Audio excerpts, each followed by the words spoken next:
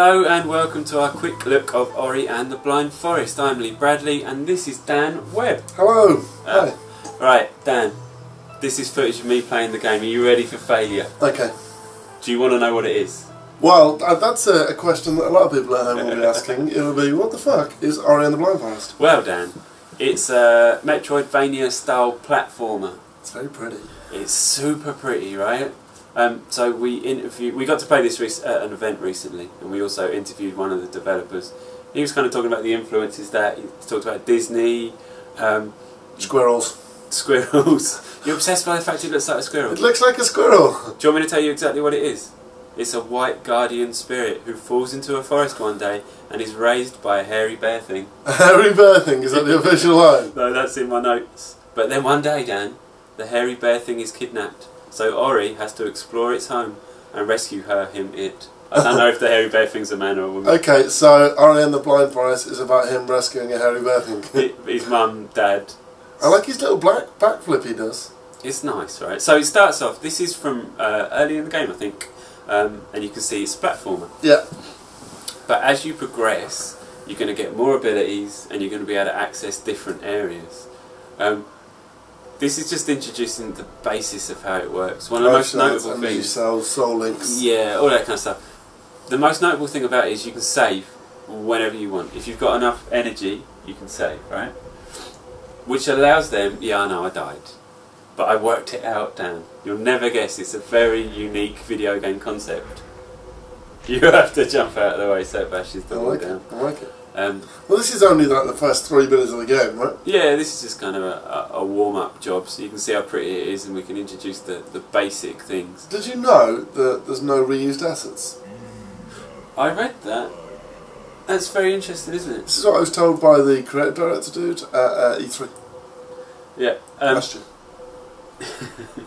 That's good. You've played it, haven't you? You came back raving about it. Yeah, but I only played the beginning bit, so I didn't get to play that because he said to me, he was like, it's a proper platformer. It's hard, and I'm like, this is easy. This is easy. And he's like, no, when you get later on, it gets harder. This is just kind of easing you in. It's kind of easy. He was saying like old school Mega Man. I'm like, that piss off. Yeah, it does get pretty hard, but on your side are all of these abilities that you unlock. Now what I'm going to do in a minute is I'm going to jump to about 3/4 of the way through the game. When it is actually hard. When it is super hard, and I'll show you some of the abilities that you can have. Well, this is what's different to the other kind of Metroidvanias, right? Well, yeah. You don't really get these upgrades. Well, you can get it. So Metroidvanias, for those people that don't know, are obviously about getting more tools and getting more abilities, which then in turn allow you to explore more of the map. But this is really quite a hardcore platformer. Yeah. That introduces loads of new mechanics as you go. The basics is this: you can attack shit, you can jump over it, you can do cool little flips, and you look like a squirrel. That's the basics. I love the flip. Come on, do the flip, yeah. It's just so beautifully animated, but it gets a lot tougher, a lot tougher. Do you think it's going to be as hard as things like Mega Man and that kind of thing, in terms of platformers? No, I don't. Because not as hard, but it's challenging, right? Yeah, I tell you why. Because this is all I've played of this game at this point, and I'm just jumping around doing silly stuff. In a couple of seconds, I jumped to 3/4 of the way through the game. And while it's challenging, considering that the point is I would have learned how to use all these abilities, I would have known what to do, I didn't struggle that much. I struggled, don't get me wrong, but this is it, right? Mega Man's like, well hard. It's not going to put you off hard. So now we're in it. So the deal with this is, see that little orb? That, if you hold on to it, it allows you to move around the environment in a different way, and it protects you from certain things. So it's a real brain twister. So if you grab it, then you move around the environment and gravity changes. But as you move... This thing, yeah? Yeah. As you move, the control scheme doesn't. So I'm pressing left to walk up that thing, but as soon as I get here, I've still got to press left to make this jump. I'm still pressing left. Oh, okay. And your brain takes a while to get used to it. I'm still pressing left. Even now, as I go through this, yeah, I'm still pressing left. That's weird. Yeah. So you can see the spikes. Obviously I can't jump over those because the other thing is... So the best way to play this is just turn upside down, right? And play it between your legs. Yeah, absolutely. The other thing is that just drop down. at this point I've got like a double jump and stuff, but when I'm carrying that thing, I haven't. Okay. So now I'm climbing up, but I'm still pressing right, and I can only do small jumps, and you have to work out how to go up and down and move around, and it takes a little bit of brain bending, but it gets worse. It gets a lot harder. So what I didn't realise at the time is the aim of this is to go and collect these kind of key fragments in order to unlock a door and reach the end. Yeah, effectively, so each level's the same, right? Yeah, it allows you just you have to keep going back and forth, different paths. And there's me jumping into spikes. I don't think you should do that, mate. No. So well, as soon as you drop it, gravity returns to normal. Obviously. Okay, and then you pick it up, but you stay down there and start again. Yeah. There you go. Also, you're probably not going to be able to hear it on this, but Ori and the Blind Forest, as well as being beautiful, has such a gorgeous soundtrack. It's really beautiful. They released a trailer that should be out around now. Definitely check it out. This one, Dan, I must have died. I chopped it out. I must have died about 6 times to this thing because nobody explained that what I have to do is fire the spider's thing back at it. But even more complicated than that, the arrow I thought was the direction that you fire the thing back. It's not. The arrow is the direction it flings you in. So it took me a while to get used to this one. Yeah, and I missed it a load of times because I'm an idiot. Well, it looks like kind of tricky, to be fair. I'm making it look harder than it is. Well, you have an ability to do that. But there was nothing in the game that explained what you were supposed to do. So it took me a while to get used to it. I don't know if this is introduced earlier or they just kind of throw it at you. This is introduced a lot earlier. There was, when we were playing through it, this was in part of the demo. Oh, really? Yeah, so that was like... I can't remember whether it was like in the first act or we jumped forward to another bit, but from what I remember... Go on, little lad. Go on, little squirrel. Yay! Did that with the what's it on my tape. Backdrops are great though, right? Yeah, it's super beautiful. It kind of reminds me of what Ubisoft are doing with the UbiArt framework. So games like Valiant Hearts, not in its art style, but in that hand painterly quality. Yeah. But it's made in Unity. Everything is handcrafted, isn't it? Yeah, and like you said, nothing's reproduced. In a lot of games, if there's a tree, they'll just use the tree over and over again. Yeah. But this time, that's a lot of work. That's a hell of a lot of work. I find that hard to believe with those spikes. Well, each one's painted individually. They've said that. You know what? I'm going to pick apart the game when it comes out, and I'm going to just make. I reckon I can find 2 spikes the same. I can just imagine you emailing the dude with loads of pictures of spikes. These are in the same direction. So these platforms that are moving, I can't even touch those without carrying the thing. Okay. I'll die immediately. Oh really? Yeah, and this is where it gets. Well, you couldn't get up there anyway without it, right? No, I wouldn't be able to walk up that thing. How precision is it? Are there any jumps where you have to literally just be perfect? In some of the marketing material, they've talked about pixel perfect platforming. I don't know if that's necessarily the case. I don't think that's a bad thing. I just don't think that's necessarily the case. As far as the jumping puzzles go, this one, I think I'll close this one up. Drum roll, please. Well, no, you should wait until it comes back. But you didn't. But if you would have waited for it to come back, it would have been... I've played harder platformers. Now this, what do you think you do here, Dan? I would stand on top. I don't know. You should do this. Do you think? You shouldn't drop the orb. Should I do that? No, you definitely shouldn't do that. Definitely shouldn't do that. You should pick up the orb, right? Yeah. You should jump on the one on the left.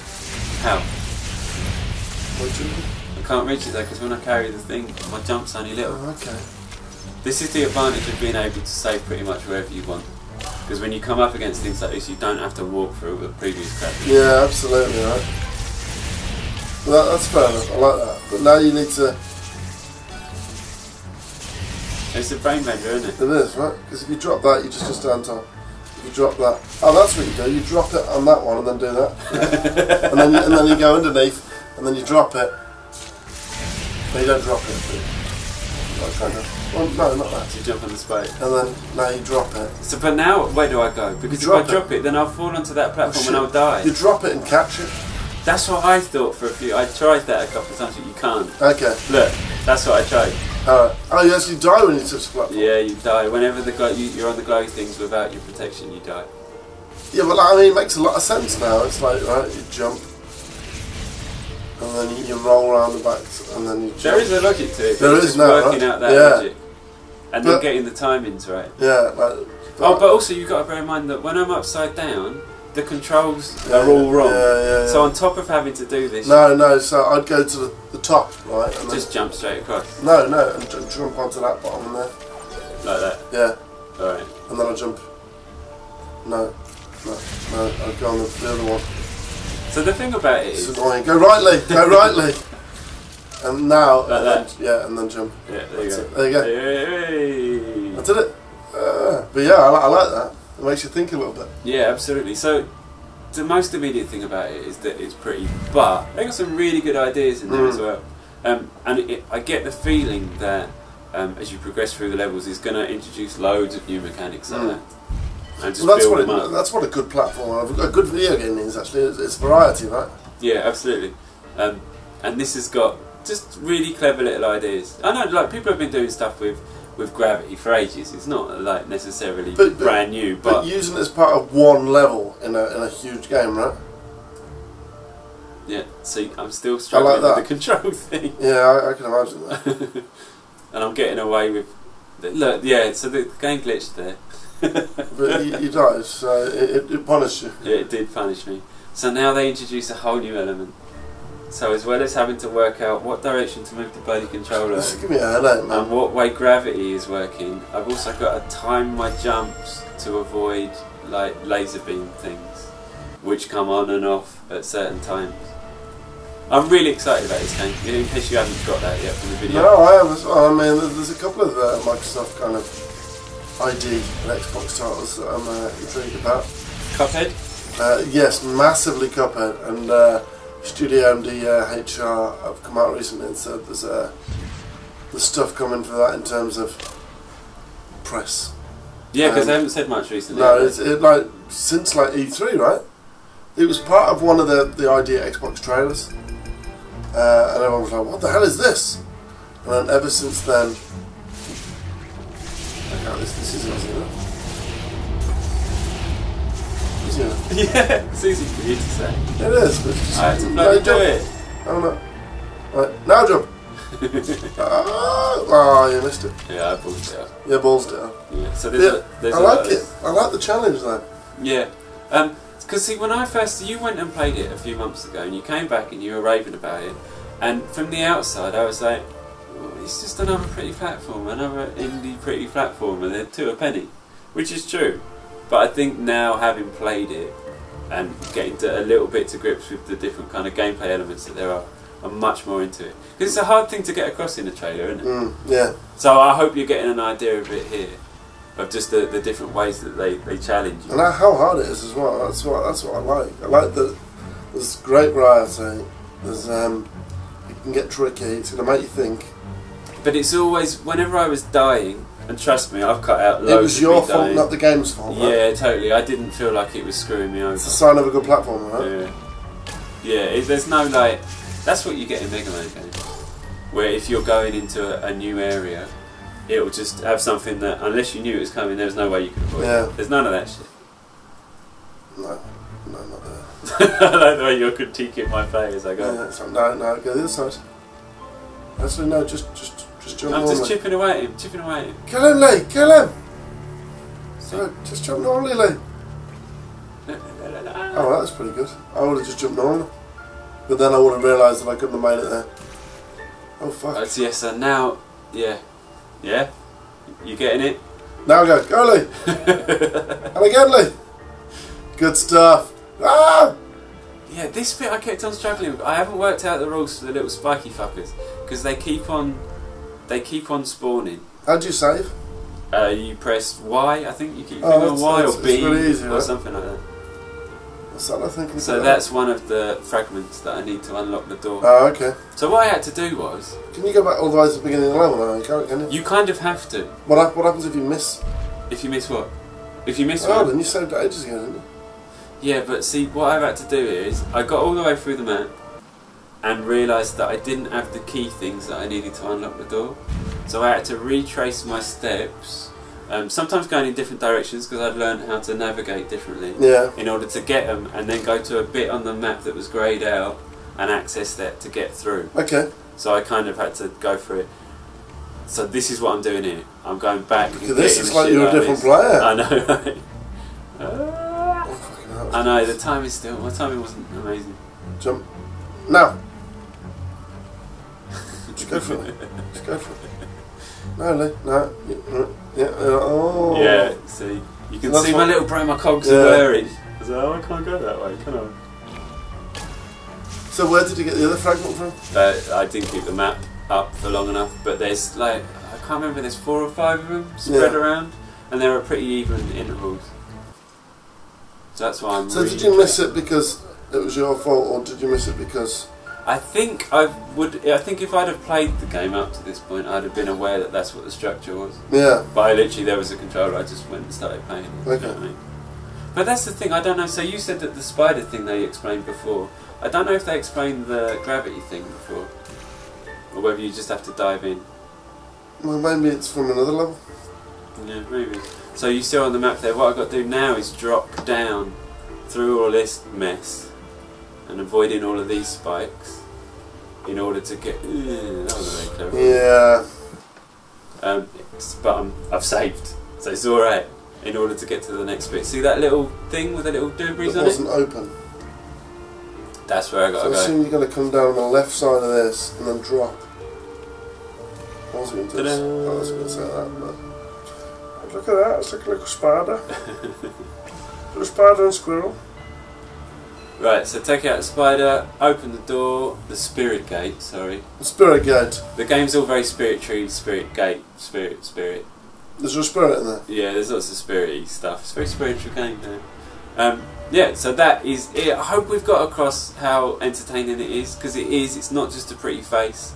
Ori and the Blind Forest is out in March. I've got no idea what's going on the screen now, so please don't ask me. It's $20 or 15 quid, and he's definitely worth your time. Do you agree? I do agree. Alright, there you go. Thanks for watching.